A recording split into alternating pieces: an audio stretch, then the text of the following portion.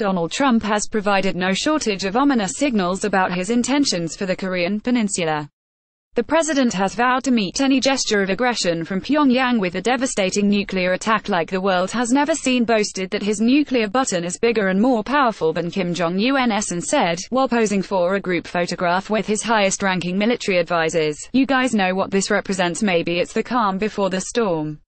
Still, as unnerving as these remarks were, it wasn't hard to dismiss them as the weightless provocations of a reality star-in-chief. The president shouldn't issue belligerent threats that have no relation to his administration's actual foreign policy. But he does so all the time. Thus, so long as the signs of imminent war were coming from Trump's Twitter feed, and not from his administration's concrete actions, it was possible to believe that the White House understood that dropping a few missiles on Pyongyang would accomplish nothing beyond the deaths of thousands of innocents. But the administration's rejection of Victor Cha is a different story. For months, Cha had been preparing to become America's next ambassador to South Korea. A former director of Asia policy in the George W. Bush administration, Cha is widely respected in Seoul, and widely regarded as a hawk on foreign policy questions in Washington. In December, the White House formally notified the South Korean government that Trump would ask the Senate to confirm Cha to the ambassadorship. Less than 2 months later, Cha is no longer under consideration for the post.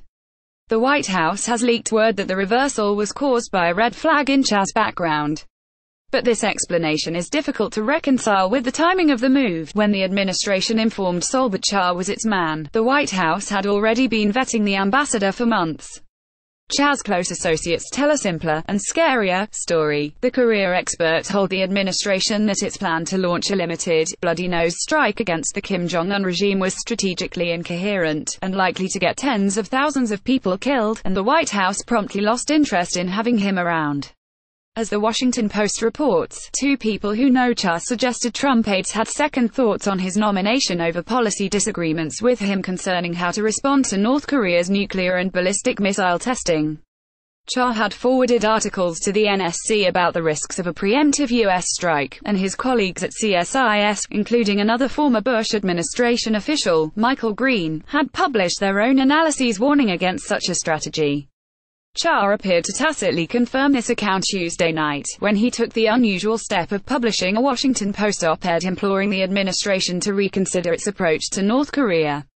In the column, Cha made quick work of the logical contortions the White House must perform to reach the conclusion that the way to stop nuclear proliferation on the Korean Peninsula is to drop a couple missiles on Pyongyang. I empathize with the hope, espoused by some Trump officials, that a military strike would shock Pyongyang into appreciating U.S. strength, after years of inaction, and force the regime to the denuclearization negotiating table. The rationale is that a strike that demonstrates U.S. resolve to pursue all options is necessary to give the mercurial Kim a bloody nose. Otherwise he will remain undeterred in his nuclear ambitions. Yet, there is a point at which hope must give in to logic. If we believe that Kim is undeterrable without such a strike, how can we also believe that a strike will deter him from responding in kind? And if Kim is unpredictable, impulsive and bordering on irrational, how can we control the escalation ladder, which is premised on an adversary's rational understanding of signals and deterrence? Cha then turns his fire on the morally odious argument that the risks are still worth taking because it's better that people die over there than over here, and notes that this reasoning makes no sense, even if one stipulates that only American lives have value. On any given day, there are 230,000 Americans in South Korea and 90,000 or so in Japan. Given that an evacuation of so many citizens would be virtually impossible under a rain of North Korean artillery and missiles potentially laced with biochemical weapons, these Americans would most likely have to hunker down until the war was over. To be clear, the president would be putting at risk an American population, the size of a medium-sized U.S. city, Pittsburgh, say, or Cincinnati, on the assumption that a crazy and undeterrable dictator will be rationally cowed by a demonstration of U.S. kinetic power. Cha's column makes it abundantly clear that the only problem a limited strike against North Korea could conceivably solve is a domestic political one. Trump needs to perform his toughness on North Korea without starting a nuclear war, and it's far from clear that a bloody-nose attack would satisfy the latter criterion. It's possible that the administration isn't cynical. National Security Advisor, an alleged adult in the room, H.R. McMaster has repeatedly sounded belligerent notes about North Korea. But it's hardly more comforting to imagine that our leaders are earnestly delusional in the war planning, rather than ruthlessly nihilistic.